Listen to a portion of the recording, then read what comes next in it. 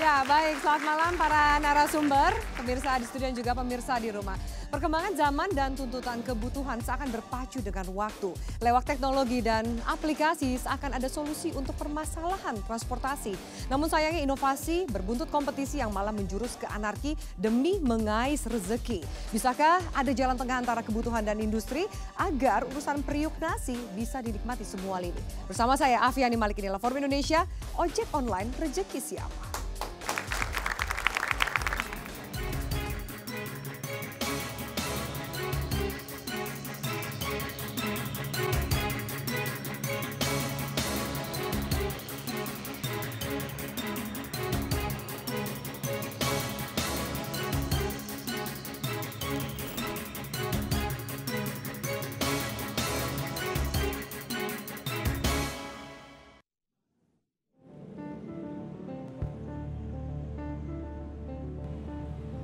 Ojek, alat transportasi ini sudah akrab dalam keseharian masyarakat sebagai alat transportasi yang bisa diandalkan untuk menembus kemacetan atau sebagai alternatif jika tidak ada angkutan umum lain.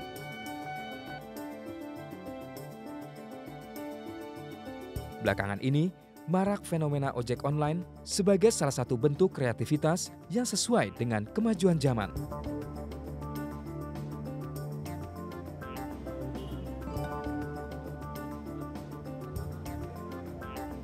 Kemajuan teknologi memudahkan bagi konsumen untuk mendapatkan jasa ojek.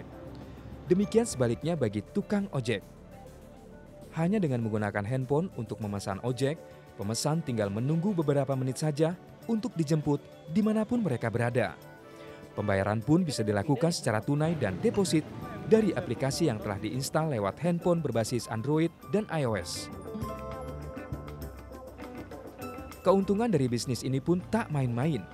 Sistem bagi hasil dengan pembagian 10% sampai 20% untuk perusahaan, pengendara pun mendapatkan 80% sampai 90% dari total pendapatan. Saat ini sudah tersebar belasan ribu pengendara transportasi via online di Jabodetabek dan kota-kota besar lainnya, seperti di Bandung, Surabaya, Bali. Tarif yang relatif lebih murah dibandingkan ojek konvensional, dengan dilengkapi dengan fasilitas masker dan helm, serta tidak adanya tawar-menawar, menjadi salah satu daya tarik orang untuk lebih memilih ojek online ini. Namun, maraknya jasa ojek online dikeluhkan tukang ojek konvensional karena merasalah nafkahnya terancam. Tim Liputan, Metro TV. Ya, baik pemirsa, itu yang akan kita bahas. Ojek online, rezeki siapa? Langsung saya akan perkenalkan ada 5 narasumber untuk membahas permasalahan ini di Forum Indonesia. Mohon tepuk tangan untuk Dirjen Perhubungan Darat Kementerian Perhubungan RI, Pak Joko Sasono. Selamat malam. Selamat malam. Kemudian ada Ketua Umum Organisasi Angkatan Darat, Mas Adrianto Djoko Sutono. Selamat malam, Mas Adrianto. Oke, angkutan darat, baik. Dan kemudian dari Head of Marketing Country Grab Bike dan Grab Taxi, Ibu Kiki Rizky. Selamat malam, Ibu Kiki. Dan juga ada pengamat kebijakan publik, Mas Agus Pambagio. Selamat malam, Mas Agus. Tidak ketinggalan dari tengah-tengah para penonton, yaitu dari Dewan Transportasi Indonesia, Ibu Ellen Tanggudur. Selamat malam. Selamat malam. Oke, baik. Untuk coba kita mencari tahu bagaimana positioning dan juga pendapat dari para narasumber kita, akan diberikan waktu sekitar 1,5 menit bagi semua narasumber tanpa diinterupsi oleh narasumber yang lain untuk memberikan pandangannya sebagai pembuka dalam pembahasan kita di malam hari ini. Pertanyaannya tentu saja bagaimana tanggapan Anda mengenai munculnya kontroversi antara ojek dan taksi online versus konvensional. Langsung dimulai pertama dari Pak Joko. Silakan Pak Joko. 1,5 menit. Oh, terima kasih Mbak Afi. Para pemirsa, selamat malam. Tentunya teknologi berbasis IT saat ini tidak bisa kita hindarkan. Pemerintah pun sekarang mendorong untuk membangun suatu konstruksi smart transportation, transportasi cerdas di Indonesia dengan memanfaatkan teknologi ini. Tentunya kita harapkan bahwa teknologi ini menjadi teknologi yang bisa memberikan satu hal nilai tambah, tetapi tetap berbasis pada aturan main yang ada. Dan ini dipahami secara bersama-sama bahwa kita ingin melihat bahwa tidak semua orang yang merasa diuntungkan itu sebenarnya berada pada track aturan yang benar, itu aja. Saya rasa itu aja, Pak. Oh itu saja Pak, waktu Anda masih cukup Wajar. banyak. Oh.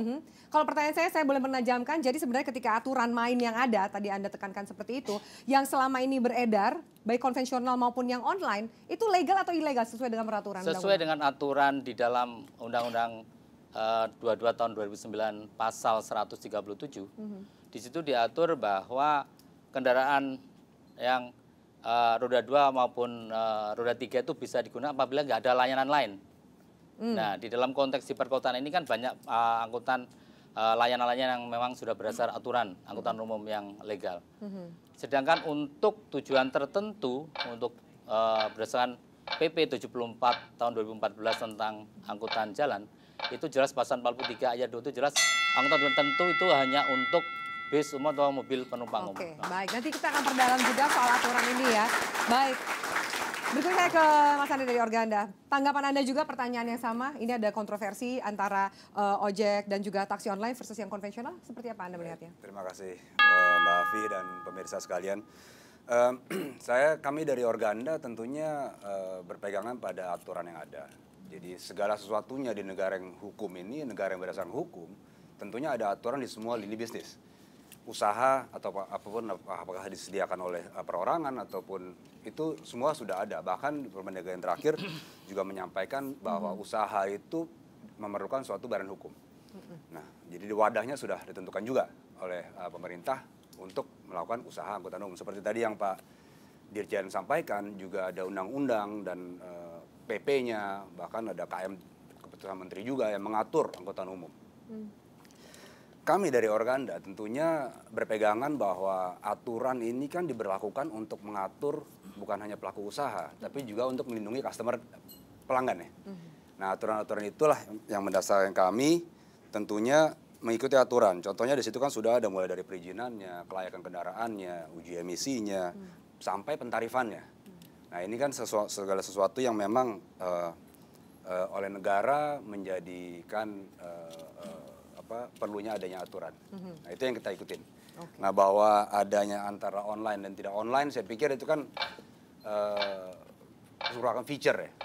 Kepanjangan tangan dari Cuma masalah pancingnya, toh ikannya ada gitu. ya, nah kan selama memang menggunakan angkutan yang resmi, kan ini kan bisa berjalan gitu kan sebenarnya gitu kan. Masalahnya kan apa yang didispatch oleh sistem itu kan. Waktu Anda sudah habis, nanti kita perdalam lagi. Terima kasih.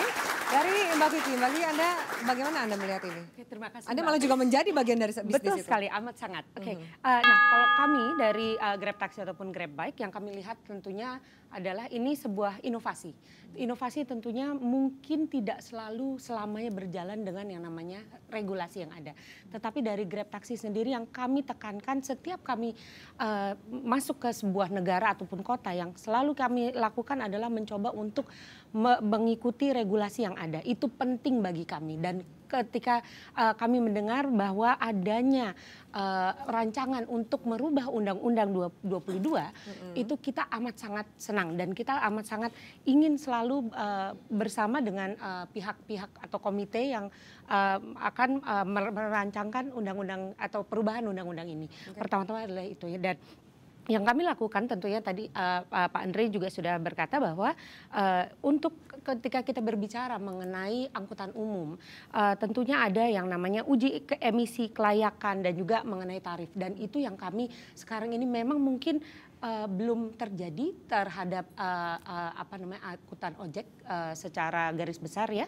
Tetapi kami dari Grab Taxi yang kami lakukan adalah kami membantu pihak pemerintah untuk melakukan hal tersebut sebelum pemerintah melakukan itu terhadap ojek. Jadi yang kami lakukan adalah kami memastikan bahwa kami screening semua pengemudi.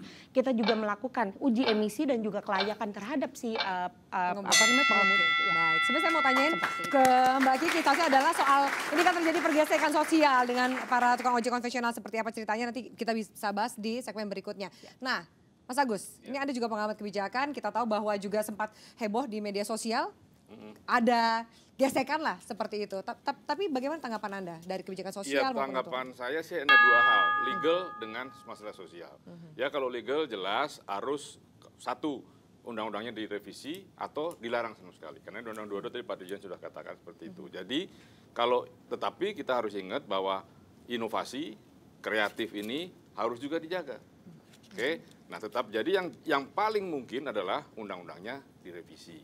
Tapi saya heran karena ada teman DPR bilang ini tidak menyalahi aturan, undang-undang tidak perlu direvisi. Nah, ini saya bingung. Satu lagi juga ada eksekutif DKI tadi pagi mengatakan bahwa ini tidak perlu tabrak saja. Jadi ini suatu hal yang menurut saya baik legislatif maupun eksekutif harus taat pada aturannya. Nah, kalau aturan yang tidak memenuhi syarat ya dirubah. Mudah kok merubahnya, tinggal konsensus antara legislatif dan eksekutif. Nah, kalau tidak, ya ngapain kita buat aturan ya? Seperti hutan saja. Republik Kera gitu, nggak usah Republik Indonesia kan begitu jadinya. Jadi artinya aturan tetap harus ditegakkan buat saya. Tapi jangan lalu dibandingkan, loh tapi ini menyerap tenaga kerja, itu lain lagi. Ya, persoalan lain lagi. Jadi yang diperlukan oleh sistem transportasi di Jakarta ini kan hadir karena negara tidak hadir di sistem transportasi di kebutuhan umum. itu. Iya. Nah, sekarang karena ini sudah ada di sini akan direvisi buat industri transportasi sudah dulu ada. Ini bebannya berat. Jadi dia harus punya fairness dengan yang baru. Karena ini sebenarnya bukan transportasi umum tapi apps. Ya, berbeda. Nah, itulah yang harus disamakan oleh sebuah regulasi. Karena kalau tidak, pasti ada ributnya. Oke, baik. Pasti ada ributnya. Sebenarnya itu juga yang sempat terjadi kan. Baik, terima kasih banyak. Dari Ibu Ellen sendiri, bagaimana Ibu melihat fenomena ini, Ibu Ellen? Ya, tadi pertanyaannya pakai bagaimana ya. Saya juga akan menjawab dengan 3 pertanyaan lagi. Mengapa harus diatur? Mengapa ojek tidak bisa menjadi angkutan umum? Dan kalau jadi angkutan umum itu bagaimana? Nah, kalau mengapa harus diatur? Karena kita lihat pertumbuhannya sudah tidak terkendali. Ojek itu sudah tanpa diatur pun sudah tidak terkendali, banyak sekali. Kemudian kenyataannya kecelakaan dan pelanggaran yang dilakukan oleh sepeda motor pada umumnya kan sangat tinggi, itu data. Dan ada aplikasi dan ada IT dan ada transaksi online, itu pun harus diatur. Kemudian ternyata memang sangat membantu masyarakat untuk solusi bertransportasi secara individual. Kalau lalu mengapa ojek itu tidak bisa menjadi angkutan umum? Karena undang-undang tidak mengatur itu. Lalu keselamatan rendah, penumpang pun berperan dalam keselamatan, itu bisa didetailkan dan tidak menjadi objek Undang-Undang 33 tentang asuransi kalau ada kecelakaan. Lalu jika menjadi angkutan umum bagaimana? Pengemudi harus punya kompetensi, punya SIM-C umum. Kemudian kendaraannya harus layak jalan, pengemudi harus tahu tentang safety, kemudian penumpang juga harus tahu cara duduk yang gimana yang berkeselamatan, jarak tempuh dibatasi, dan yang terakhir itu terkait asuransi. Kalau risikonya tinggi tentu asuransinya harusnya tinggi. Kalau itu jadi angkutan umum. Itu. Kalau yang sekarang ada pihak yang mengklaim bahwa pengemudi dan juga penumpang dari bisnis tersebut atau perusahaan tersebut diasuransikan? Itu iya, itu bagus. Jadi memang kan resikonya tinggi kan naik sepeda motor. Gitu. Oke, baik. Ini menarik. Kita sudah lihat masing-masing pandangan dari kelima narasumber ini. Nanti kita akan bahas pemirsa, terutama juga soal fenomena sosialnya, di mana transportasi konvensional, ojek konvensional juga mengaku tidak terima karena alasan ini merusak pendapatan mereka dan juga tidak beretika. Kami lanjutkan saat lagi. Tetaplah bersama kami.